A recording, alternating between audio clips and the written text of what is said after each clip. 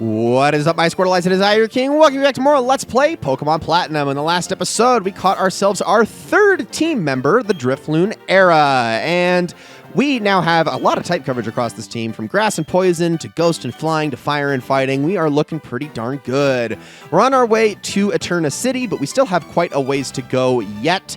We're going to start by heading on inside here, and let's talk to you. You seem to be tired. Rest a while. There we go. Look, a free heal right off the bat, and there's more of those coming in the future. Repels are useful, don't you think? When you use a repel, weak Pokemon will come out, but that also means there won't be any Pokemon to capture. Okay, well, I thought you had something for me, but no. All right, let's head on out, and we're actually going to double back really quickly. There's a couple items for us to grab. We got a Super Potion. We also have a trainer down here, and I think it's a hiker, if I'm not mistaken. Oh, no, it's a picnicker. Never mind. Well, let's grab the Oranberry, and then the other item over here to our left. And then I will, after this fight, probably meet you guys back over at the house, so you don't have to watch me walk all the way back over there, because that would just be a little redundant. You can also see that there's areas to go surfing over here, but we obviously can't do that till later. Let's battle.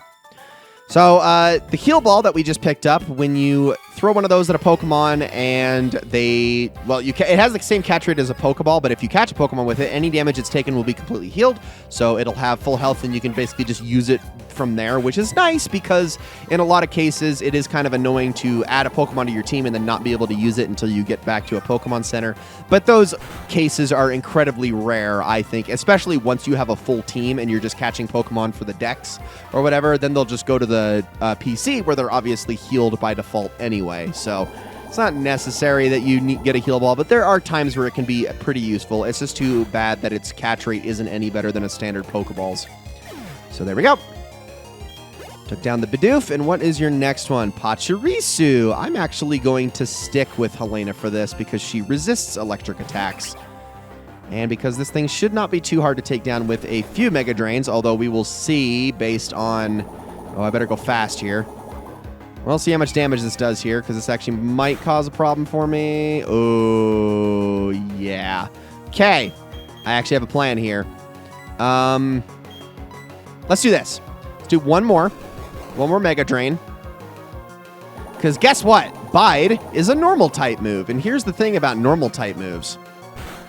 They do not work on ghost types. So, let's do a swap.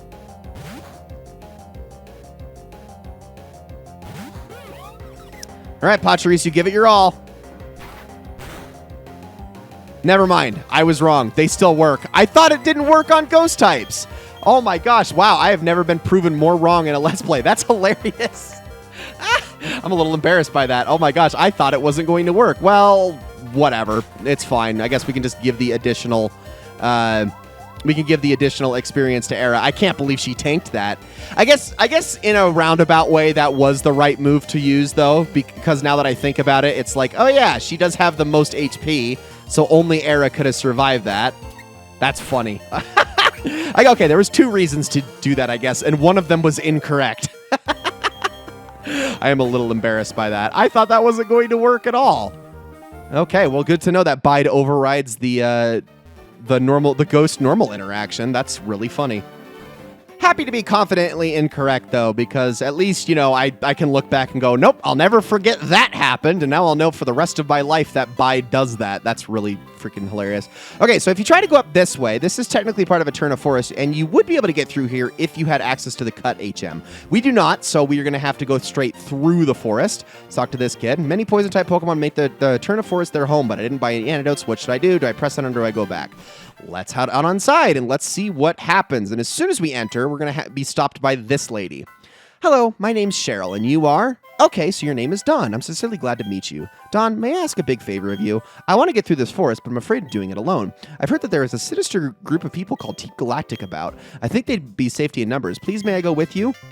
And right off the bat, we're going to have Cheryl accompany us. All right. So like the trainer outside said, there is a lot of poison types in here, but there's also a lot of grass and bug types in here, which is why I'm going to put Era at the front of the party and let her do most of the work in here. Let's talk to you first. Searching for bug Pokemon so I can win at the Eterna Gym. Bug Pokemon are great. You know, they grow really fast.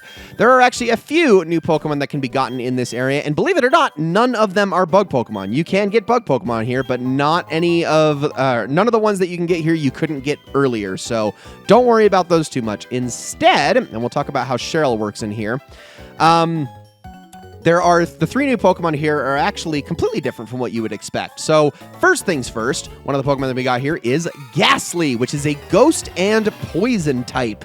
Ghastly is the last of the Gen 1, only evolves to its highest form through trading that we've been able to encounter this far. Hilarious that we've encountered all of them up to this point. Abra, Machop, Geodude, and now, of course, Ghastly. Now, of course, if you are able to make that happen, Ghastly can evolve into Gengar once after Haunter, and that is an incredibly good Pokemon with Psychic and Ghost type. Incredible speed, great special attack, very good Pokemon all around. Cannot recommend it enough. Definitely worth going after if you have the means of doing so. Of course, that barrier to entry is always an issue, so do keep that in mind. Other Pokemon that we got here is Baniri. Now, Baniri can only evolve through happiness, but here's the trick and the problem with Baniri. Baniri, when it is caught, has a absolutely terrible happiness value of 0, meaning that it is going to take time and a half to get that thing to evolve into Lopunny, but once it does, it becomes one of the better physical sweepers in the game that's actually a normal type. So high speed, high physical attack, and a lot of really good moves at its disposal. Definitely can't recommend getting it enough, but it is work to get it there. I will say that generally, and especially without a Soothe Bell, you will not be evolving Baniri until it's close to level 50. With a Soothe Bell, you might be able to get it to evolve somewhere in the high 30s, but even then, that is a time commitment. A lot of work to try to get it there, so you can try it, but it is going to be a long time before you get it there. Pretty good Pokemon, though, nonetheless. It can learn lots of different good physical moves, from Thunder, Fire, and Ice Punch to High Jump Kick and all manner of fighting moves. It's got a lot of great type covers that it actually takes advantage of, unlike a lot of other normal types that do not. So wanted to mention that one.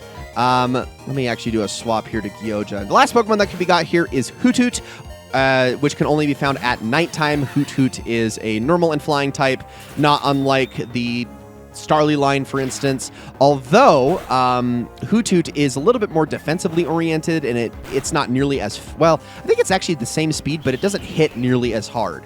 So that's worth mentioning as well. You can get one if you absolutely didn't want Starly for whatever reason, but I'm sorry. I think Staravia beats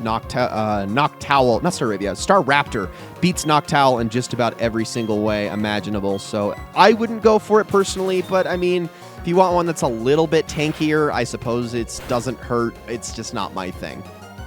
All right, now we can talk about Cheryl and how she behaves in this. So Cheryl is really awesome because not only is she going to aid you in double battles, although personally I would prefer to have my own 2 Pokemon out than hers, but you get what I mean. You can actually avoid having her in double battles by just single battling everyone, which in certain cases is possible to do. Just face the trainer from a different angle and make that happen. And what's nice is after every single fight, she completely heals your team. She is a traveling Pokemon Center. Not just health, she will also heal any status conditions. All of that is just immediately patched up, and it's awesome.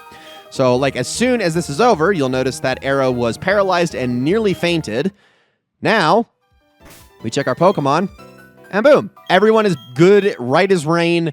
That's freaking awesome. I love that about Cheryl. She is such a nice little companion to have, and she's not the only one you're going to encounter throughout the game, but she's the first, and that makes her freaking awesome. Her Chansey also will heal your own Pokemon from status conditions from time to time, although I don't think it has anything that can actually heal them, like a Heal Pulse or anything. Actually, I don't think Heal Pulse was even invented until Gen 5, but I digress.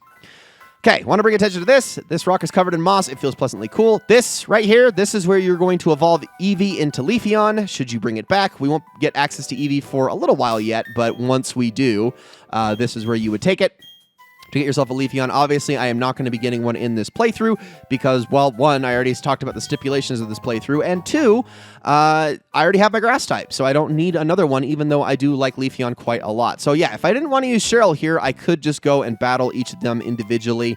I'm not going to do that, though. I am going to go into a double battle here because it just goes by a lot quicker if you do it this way. So, well, actually, that might be debatable. I don't know, because her Chansey doesn't really do much. It just is kind of there to keep you alive, but whatever. I can handle this. 2 Abras. We'll just use Astonish on these things. It's not going to be a ton of damage because Astonish isn't a super powerful mode. Actually, I'm going to use Payback. Because even without the same type attack bonus, Payback is going to be nice, especially because we're slower.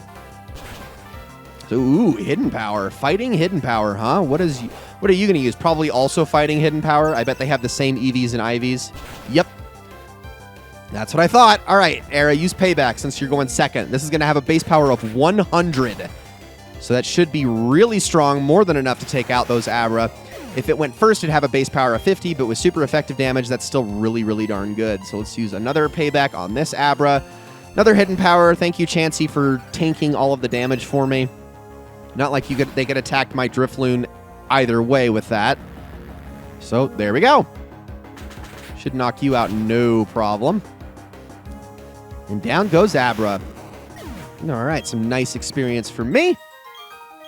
And there we go. And I don't think that experience splits between me and the Chansey, so yeah, I just get the full amount there, which is awesome. But let's continue. There's a lot of items to be had here in Eterna Forest as well, but I don't think any of them are hidden, so you should be able to just see every single one you need. All right, let's fight some Bug-type trainers. Put Gust back to use here. Really, the only thing that was stopping me was that Pachirisu from earlier. Probably the worst Pokemon I could have run into in this situation. But, ooh, that's a lot of Pokemon there. Okay, this might be a little bit of a time-consuming fight. Also, hi, Burmy. That's a trash cloak.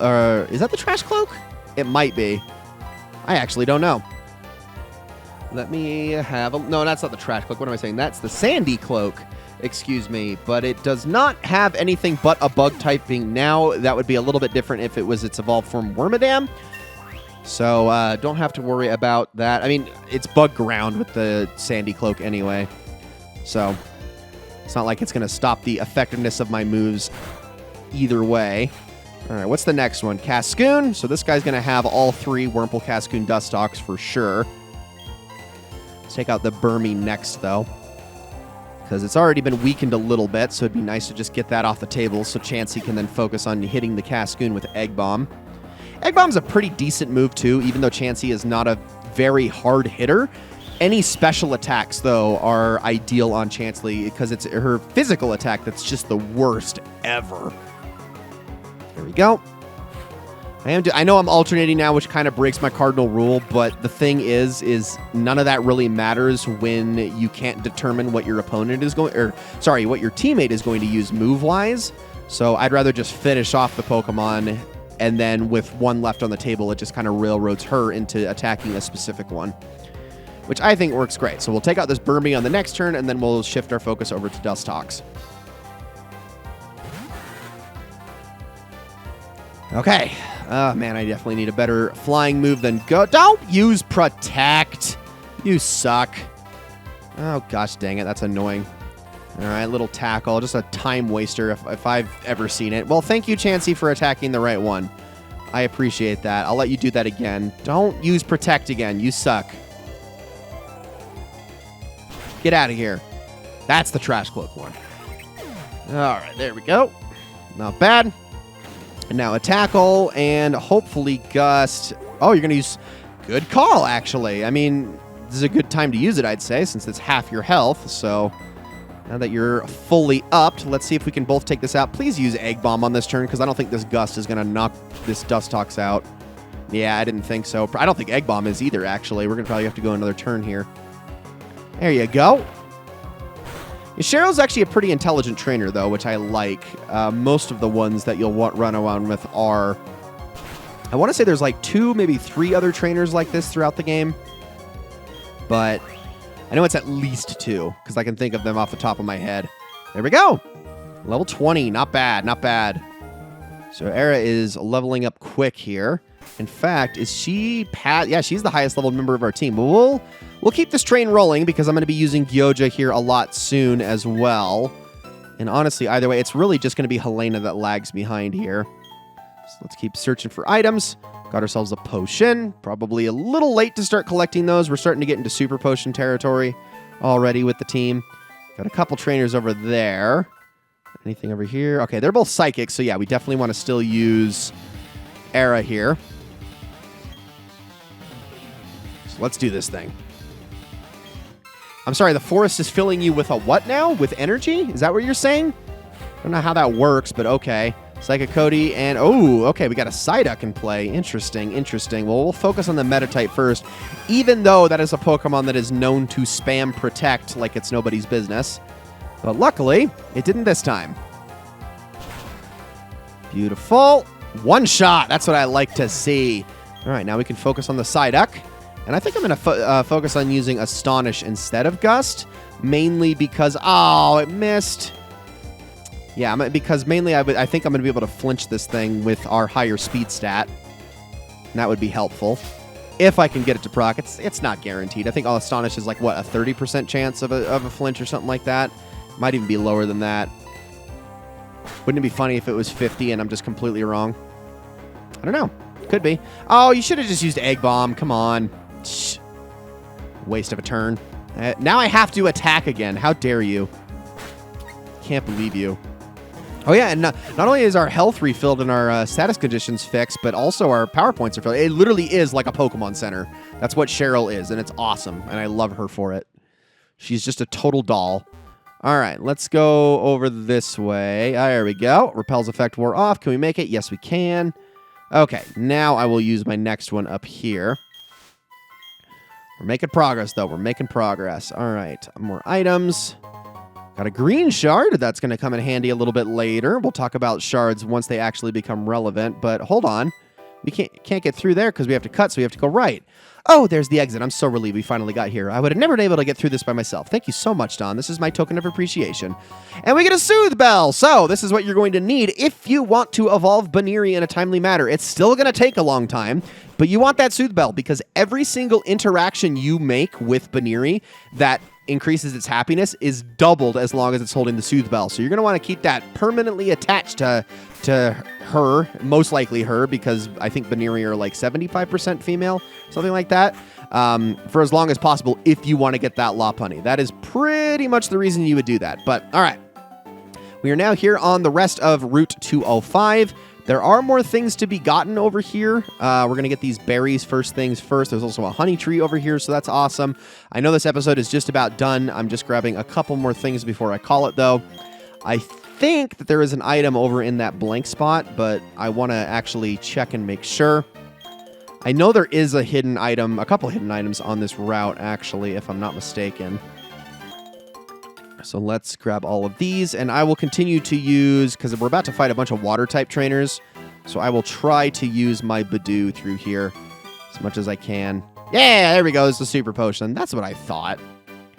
Awesome, awesome. I love it when my guide is, like, actually helpful and accurate. This is why I do these things. Almost every Pokemon playthrough I've had this. I think the only one that I have not gone through with any form of guide, and mind you, I don't use like an online guide that's like been typed up by Bulbapedia or Cerebi or anything like that. I'll take that info, and then I'll take the info that I need most, and I will type it into my own guide, and that usually is what helps me through with these things the most. I had one for Pokemon White. I've had one for this. I think I had one for Soul Silver as well, but I didn't have one for Emerald because that game is literally second knowledge for me.